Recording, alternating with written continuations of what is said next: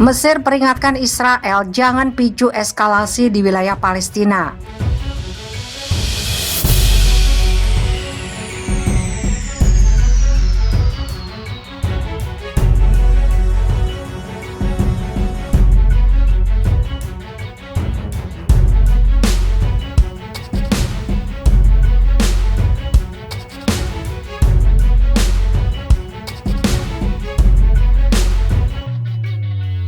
Mesir memberikan peringatan kepada Israel untuk tidak mengambil tindakan yang dapat memicu eskalasi di wilayah Palestina.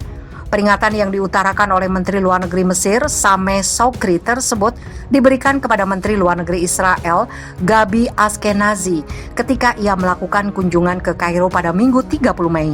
Itu merupakan kunjungan resmi pertama dari seorang politisi Israel ke Mesir sejak 2008. Dilaporkan Al Arabiya, kunjungan Ashkenazi dilakukan untuk membahas gencatan senjata antara Israel dan milisi Palestina yang ditengahi oleh Mesir pada 30 Mei lalu untuk menghentikan pertempuran selama 11 hari di jalur Gaza. Kepada Ashkenazi, Shoukry menekankan menggarisbawahi sensitivitas dari situs-situs suci di Yerusalem, terutama Masjid Al-Aqsa.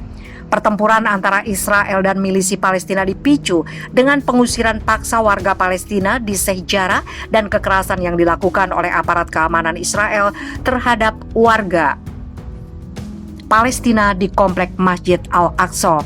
Serangan dimulai sejak 10 Mei hingga 21 Mei dini hari, mengakibatkan 270 warga Palestina dan 12 warga Israel meninggal dunia.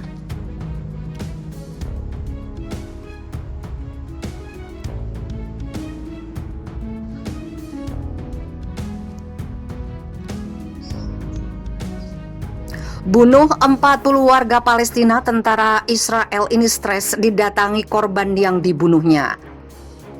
Seorang mantan tentara Zionis Israel bernama Ido Gal Razon mengungkapkan trauma yang dialaminya setelah membunuh puluhan warga Palestina selama bertugas. Hal tersebut ia sampaikan secara langsung di hadapan para anggota Komite Israel pada tahun 2015 silam. Melansir dari video di kanal YouTube Cerita Dalam Sejarah, Razon dengan menggebu-gebu menceritakan bagaimana ia mengalami trauma tersebut setiap hari selama bertahun-tahun. Dia bahkan mengaku kerap didatangi warga Palestina yang sudah dibunuhnya dengan keji. Berikut ulasannya. Tentara Israel alami trauma.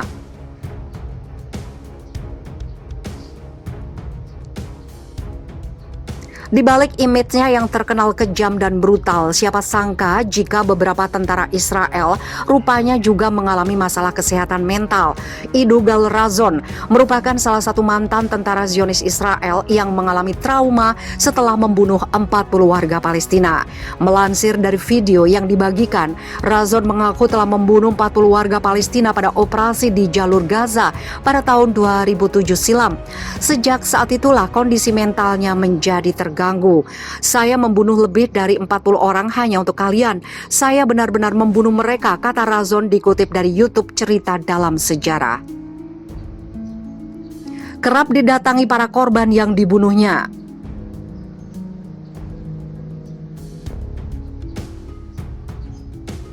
Dalam kesempatan tersebut, Razon mengungkapkan bagaimana ia mengalami trauma cukup berat setelah membunuh 40 warga Palestina. Saya selalu buang air kecil di kasur saat tidur selama ini akibat trauma. Mereka mendatangi saya dan berkata, "Kenapa kamu membunuhku?" kata Razon. "Apakah Anda masih bisa menjalani hidup dengan tenang jika mengalami hal yang saya alami? Dapatkah Anda makan dengan tenang? Dapatkah kalian semua menjalani hidup?" tambahnya. Marah karena tidak ditangani dengan baik.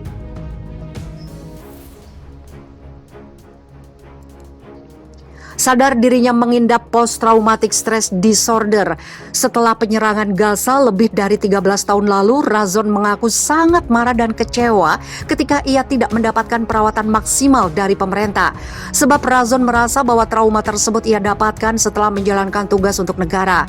"Saya juga seorang pejuang Golani. Kenapa Anda tidak memperlakukan saya dengan baik? Saya membunuh untuk Anda dengan tangan ini," kata Razon. Diketahui jika Razon menuntut Komite Israel untuk memberinya perawatan yang layak untuk mengobati stres dan traumanya setelah masa perang berakhir.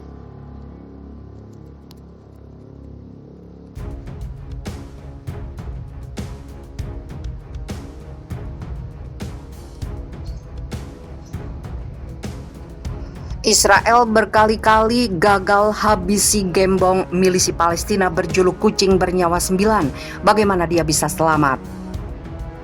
Satu rekaman audio dari seorang anggota kelompok bersenjata Palestina mengirim peringatan yang jelas bagi Israel bulan ini. Rekaman itu menyebutkan bahwa Israel akan membayar mahal bila tidak memenuhi tuntutan milisi Palestina, yaitu kelompok Palestina yang menguasai jalur Gaza. Audio itu adalah suara Mohammed Deif, seorang pemimpin sayap militer milisi Palestina. Dari bayang-bayang Gaza, salah seorang yang paling dicari Israel itu kembali bersuara untuk kali pertama dalam 7 tahun terakhir. Bagaimana rasanya hidup di jalur Gaza? Siapa milisi Palestina dan bagaimana kiprahnya? Milisi Palestina melawan Israel dengan hujan roket, seperti apa sistem persenjataannya? Tetapi ketika peringatannya tidak diindahkan, konflik mengguncang Israel dan Gaza selama 11 hari sebelum muncul gencatan senjata.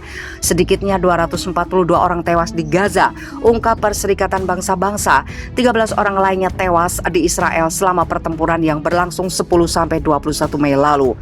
Menurut PBB, sedikitnya 129 orang yang tewas di Gaza adalah warga sipil. Militer Israel mengklaim 200 orang yang tewas adalah militan Palestina, sedangkan pemimpin milisi Palestina di Gaza, Yahya Sinwar, mengaku jumlah pejuangnya yang tewas sebanyak 80 orang.